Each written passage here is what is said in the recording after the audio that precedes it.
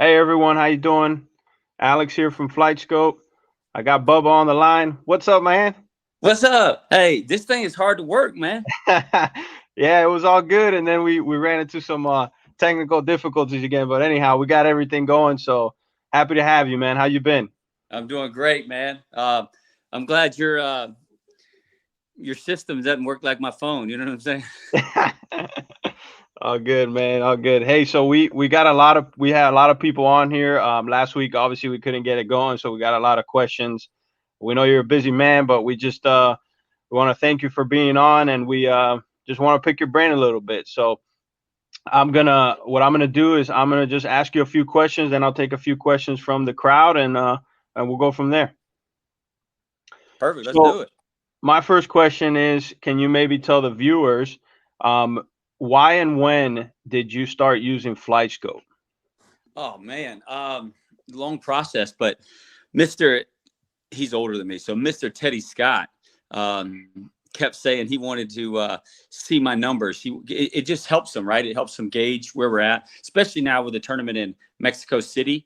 Um, he he kept talking to me about it, and then so before you do that, just like my equipment, you want the best, which you believe is the best equipment. And so you do your research, you do your thinking, and then I like to go outside the box if you don't know. But so I went to Bryson. What? And so then I asked Bryson why he chose FlyScope. What was the reasons behind it? So I talked to a lot of different people, and he showed me. I remember at in France, Ryder Cup in France, he showed me the system, the FlightScope system, and then he showed me out of the rough, showed me off the tee. He showed what I thought was the coolest thing ever was it proved to me the same shaft I've been using since 2002. It showed me that shaft is perfect for me. And I didn't know a launch monitor, a radar system. I didn't know one of these systems will show you that. And when he showed me that, I was sold. I was like, Yeah, wait a second. It'll teach me the numbers and it'll teach me about my shafts, if they're right, if they're not, if something's not doing what we want it to do, right? And so that was genius in my part, and me and Teddy loved it. And then obviously working with you guys, especially you, Alex, has been a dream. It's so easy and so convenient. It's been great. We've been able to see numbers that, and now have numbers going forward in cold weather, hot weather, whatever it is. thank you, sir. No, it's been a pleasure to work with you, man. It's been fun. Yeah, so those speed and acceleration profiles, they're pretty cool, and I know Bryson obviously uses it a lot, but I know you've looked at that too. So listen, I'm gonna get here.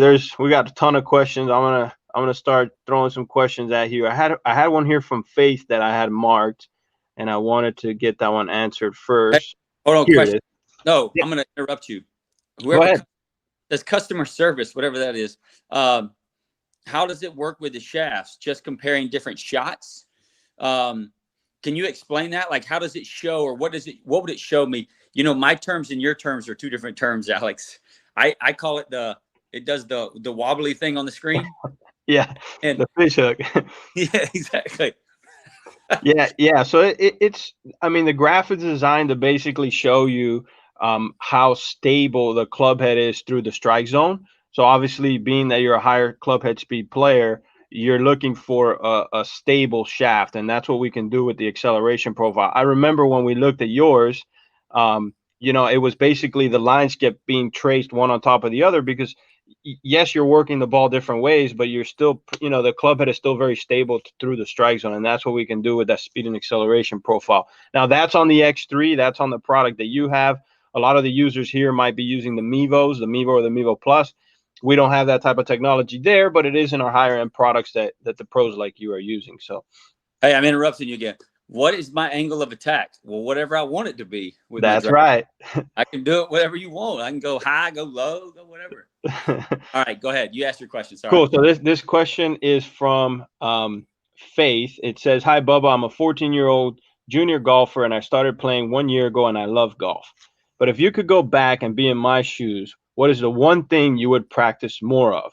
What do you think is more important to have mastered? Thank you, Faith." Gosh, short game. I mean, think about it. Whatever wins golf tournaments, whoever wins a golf tournament, whoever wins a club championship, whoever wins the member at their club, it comes down to putting.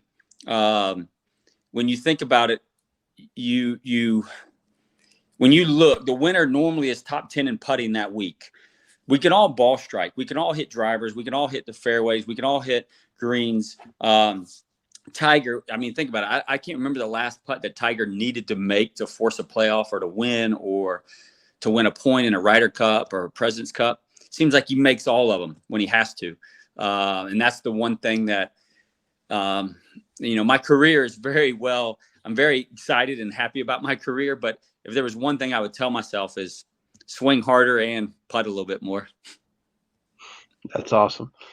All righty. Let's see. We got this one. When is the next music video with Fowler, Crane, and Mahan?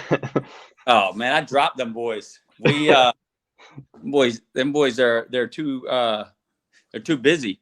We're all too busy because because the season goes around, and then the only person without kids right now is Ricky. Just got married. Hunter I think might have 3, maybe 4 now. Ben Crane's he's got 2 or 3 now. I have 2, so it's just harder now, especially with the whole year-round golf now. Just makes it difficult for us to get out. I've been looking at doing some of my going solo though, for sure. Awesome. Hey, so me and Tyler, my coworker, we got the opportunity to play with you at your home track where you grew up, and you kind of showed us, all the shots you grew up. But I remember you telling me that when you first started golf, you started playing with one club, and that's kind of how you learned how to hit these different shapes. You probably learned it too from the golf course that's extremely tight, but I think it's probably the hardest golf course I've ever played. But maybe tell the viewers, what it was like when you were growing up, kind of coming through the ranks on how you developed your shot shaping ability. Yeah. So, at 6 years old, a 9-iron I had, my dad bought me plastic golf balls. So around my yard, the big old trees, I'd have to hit shots. I did this all the way through high school, right? I practiced in my yard, and you'd have to hit shots over, under limbs, around the house one way, around the house the other way. And in the dirt driveway, I would just draw a big circle, and that would be my hole. And so I would play. And as I got stronger, bigger, faster, all those things, my score started coming down, whatever the par would be. I'd make it a par 10 maybe. And so that's how I learned the shots. And then going to Tanglewood, which obviously Boo Weekley, Heath Slocum. There's a few other guys that were some head pro golfers, but these 2 guys are the guys I looked up to. They were my idols growing up. These are the guys that I wanted to be like. I want to get to high school and be known like they are, winning tournaments. And so when I got there, I just hit driver everywhere. My dad just told me to go out and have fun and hit driver. And that's the one thing I think I did well, is that I swung harder. I swung further past parallel. And again, this is in what, 87, 86 is where I started. So 80, 85, 86 is where I started golf, 87. So right before John Daly was well known, I think in 91-ish when he won. My swing was past parallel like a John Daly. Obviously, I didn't know who John Daly was in the mid 80s, but so that's where I started doing. To get a plastic golf ball to go a foot further, you had to swing it at 6 years old and 7 years old. You had to swing it harder, and you had to try to hit it lower, or you tried to hook it, whatever it tried to do to make it go just a touch further.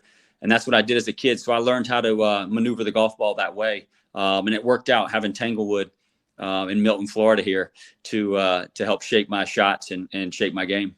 Yeah, that place is awesome. We got to get back out there. But I remember you put a whooping on us. So, hey, so Bubba, do you when you're hitting these shots, and I know for the viewers out there, when we're doing a practice round, I go out there with you, and I basically track all your shots through the practice round, and sometimes you're trying to hit different shapes. When you're trying to see a shot, do you only see it visually? Like, are you just imagining the shot? Or are you looking like the launch window? What's your thought process there? Yeah, sometimes it's tough, and that sounds weird to say, but when I'm in the middle of the fairway or I'm on the tee box, sometimes the hole is just so straight, or the hole is just kind of blah, where it's hard for me to envision or imagine the shot. And so for me, when I'm in trouble, when I get in the trees, it's kind of easier for me to pick a shot because there's only usually one shot you can pull from that spot. And so then you're looking at launch windows and different things like that, what the height needs to be and all that. But for me personally, I love looking at the numbers to see, like, I'll know when I hit one good. I'll know when I kind of matched one before and try to see the numbers. So in the fairway, it's about visualizing what shot I need to hit at that time. If the pin's on the right, maybe draw it in. If the pin's on the left, or if there's water, you might take it away from that water on one side or the other. So it's always a tough one when it comes to that. But that's what these numbers that me and Teddy are looking at, more Teddy looking at than me. So he can give me the right information when it comes down to the right shot at the right moment and play the percentages to the best of our abilities. Awesome. We have a question here from Ken. It says, how much time do you work with a coach each week? And when you practice, do you have a set routine? This is not going to be what a top level pro should say, but I don't use a coach and I definitely don't have a set routine. So I'm backwards on all of it. Hey, what I love the best is when I get a phone call that says, hey man, I just pulled up. Okay, where do you want to meet? Oh, I'm on the tee. Let's go. Yeah, right out of the car. Let's do it. What do we call it? We call it Rolls Royce in it, right? We just maybe Rolls Royce will give me one since I do that all the time. But anyway, so we just go to the tee and bang it. For me, I don't have a coach. I want to learn it myself, and I'm a slow learner. So just like figuring out what I need, what the numbers I need from FlightScope, what the things that I can do with FlightScope to help my game move in the right direction. It's a process. It's learning. I learned that FlightScope was the best. So that process started, I got it. And it's the same in my golf. I learn shots, I practice shots, and hopefully we always Teddy calls it a 6-month look back, right? 6 months from now, will you remember that you missed the cut? Will you remember that you 3-putted on this hole? And so, that's how I always process things. And same as junior golf, you learn golf, you start with golf. And then if you get better at it, then you kind of can reach out to a coach or a teacher or somebody. Luckily for me, my dad never did that. He just wanted me to keep growing and getting better. Instead of playing with like G.I. Joes and imagining being an Army man, I imagined being a golfer at a young age out in my backyard, right? You just hit golf balls. And so that's what I did. That was my toy. That was my getting my own space and imagine trying to beat these pros in my backyard. Awesome. We have another one here that says, I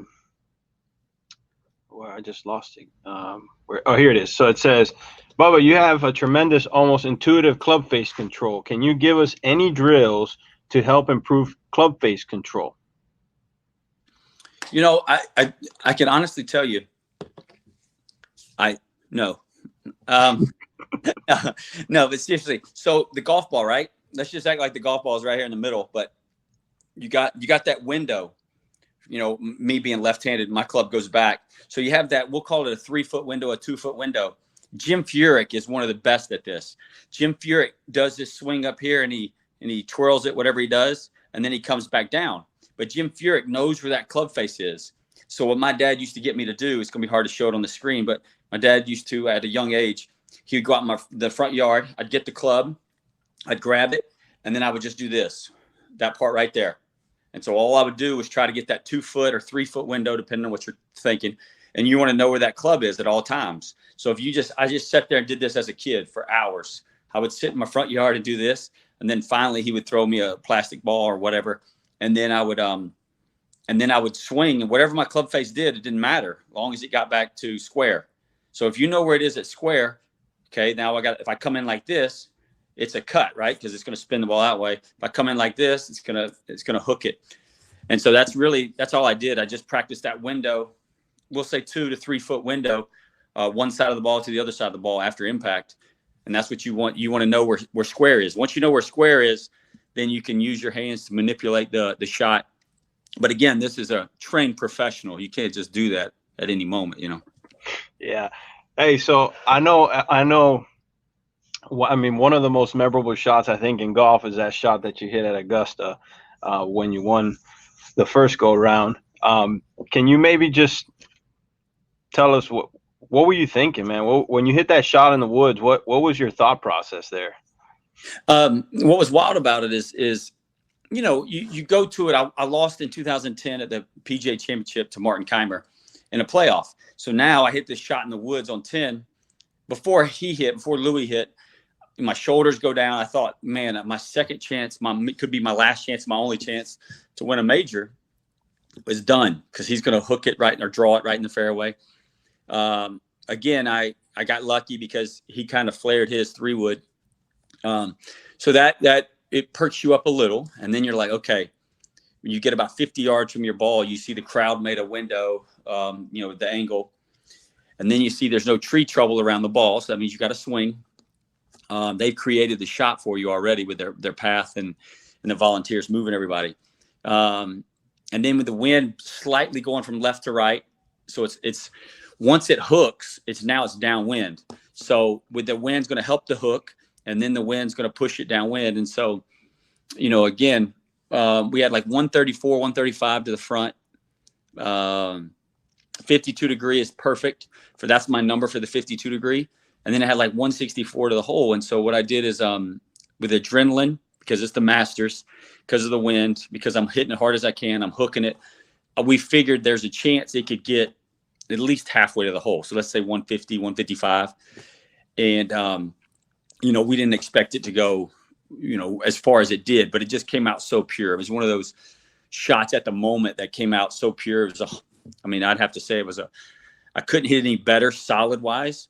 So everything just worked out. It was one of those moments that just worked out, but it was a lot of things in my favor. Obviously you don't think about that at the time. What you think about is I got this shot. I remember walking out to the fairway, looking back at Louis, seeing Louis hit I think he hit a 4-iron maybe. He came up just short. I knew how difficult his up and down was. So I told myself then, walking back to my ball, par goes to the next hole. And I didn't think about winning it. I just said, all you got to do is hook it, get a par, get out of here. You just got to make par. So there's no like heroics. He didn't make a heroic shot where you got to make birdie. So that's what I kept telling myself. And then with all the other stuff kind of helping me in my favor, helped the shot pull off at that moment. So maybe that's not it, but what's the most memorable shot you've hit in your career? Is it that one, or is there other shot? Well, obviously, for people, for the history of the game, people are going to always see that one, always remember that one, or always hear about that one, because it was live, right? It was live. It was at it happened to be the last hole of the championship. Golf Channel has the archives, Masters has the archives. So it's always going to be there. That week, me and Teddy will say that's number 3. Just that week alone, number 11, I had a 9-iron. I had to aim it about 20 yards left of the water, if you remember number 11 there. Yeah. And so I was 1 under. I think I was 1 under. So basically, if I hit it in that water, we make a quick double bogey, if not worse. We're talking about going from 1 under to missing the cut, right? That's how fast one shot can change everything. Right. And so I said, no, I got this shot. He goes, man, but the lie is terrible. No, man, I got this shot. And so I rope hooked this 9-iron from like 200. And again, you got to remember it's downhill. There's a little slope. So I'm trying to hook it against the slope and then hold it. And so I hit this 9-iron. He calls it out of a bird nest. The pine straw was sitting. And I rope hooked it as hard as I could and hit as hard as I could. And that's what I told him. I said, I'm going to hit it the biggest hook. So we knew that it would get away from the water. He was like, all right, man. And then on 17 during regulation, I just made my 4th birdie in a row on 16. So now I sliced it on 17. I was on some it was kind of muddy because all the spectators, the patrons were walking. Yeah. So I had to hit a 52 degree there from 156, I think it was 155, with like 130 something to the front. And so I just reared back and hit a 52 as hard and high as I could, trying to get it to draw. I didn't. And if you watch the replay, I can picture it. I do like this, and I kind of get down like I'm mad at it, but I'm not mad at it. I just, in my head, I'm saying draw because I was trying to attack, even though I was in a terrible situation, because I think he hit it in the front bunker. So those are the 2 shots, 11 and then 17, and then number 10. Number 10 was a little easier than those because of I had a gap, the wind. Yeah. You had now it was harder because of the timing of it. Right. But and you were down in the basin there, right? Because the green's way up, right? So you were all the way, like you were down in the slope. Is that where the shot was, or were you kind of up a little bit more? Are you talking about on 10? On 10, yeah. I'm sorry. I mean, yeah, it was a little down. I mean, but nothing. It wasn't crazy. Wasn't. Yeah, awesome. Listen, I'll ask you one more. I know you got to go, but I really appreciate you taking the time. Let me pick one here. So many questions that people have asked. Okay, so it says here, hello, I am a Spanish fan, Bubba. My question is, as a big hitter, are you worried about losing distance off the tee as you get older? Do you work out in the gym or something like that? Say that again. Do I work out? Basically asking, like, as you start to age, is there anything in specifics, being that you're a big hitter, that you're working on to maintain your speed? Not really. Maintain the speed. I'm just trying to get more cardio. I'm trying to get some cardio in. I'm trying to get some, I have a therapist, not mental therapist. I have a physical therapist. And it's about just making sure the aches and pains are out of there, trying to figure out ways to get aches and pains out. And if you do that, you get the stiffness out of your body. I think you can still perform, hit the ball hard. If you think about it, look at the Champions Tour. Some of those guys still performing at a high level, because they're eating properly. They're trying to do things like that. You don't have to lift heavy weights. You just got to treat your body with as much respect as you can, I guess. Yeah. So somebody here just wants to know real quick, that driver you hit off the deck on 18 at Kapalua. Again, it was another one. It was, that hole has a massive slope in the fairway. And I told Teddy, I said, look, man, let's just have fun. I think this is a driver off the deck. He goes, can you hit it? I mean, because it's a big slope, right? And so I said, yeah, I can do it, and he said, okay. So we aimed it. The grandstands are way out. The grandstands are probably like 70 yards.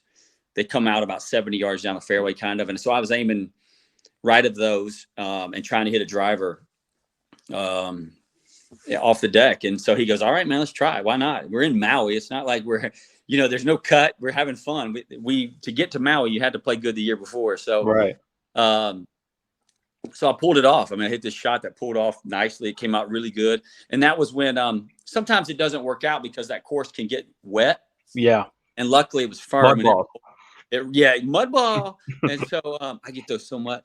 And so, it's one of those things where it rolled and went up there perfect. The best part is that you're making the putt, though. If you don't make that putt, it's still a good shot, but it's so much better to say you made the putt. Absolutely. Hey, so is the driving range and the sweet spot back open? Yeah, we're taking all the precautions and everything, but yeah, we're back up and running. At the minimums of the law requirements in the state of Florida. But yeah, everything's up and running. The only thing that's not up and running because of baseball, the Wahoos. Yeah. But car dealership still going about. Awesome. So yeah, everything's good, man. Everything's kind of going in the right direction. Well, listen, Bubba, man, I greatly appreciate your time. Thank you for always being just being kind, man. You're awesome, dude. And can't wait to be back out there with you, helping you get another win, man. I got 14 and counting. Yeah, exactly. All right, man. Thanks again, man. I really appreciate it. Thanks everybody showing up, man. Thank y'all. Thanks, Bubba. We'll see you, man. Take care. All right, man. See you.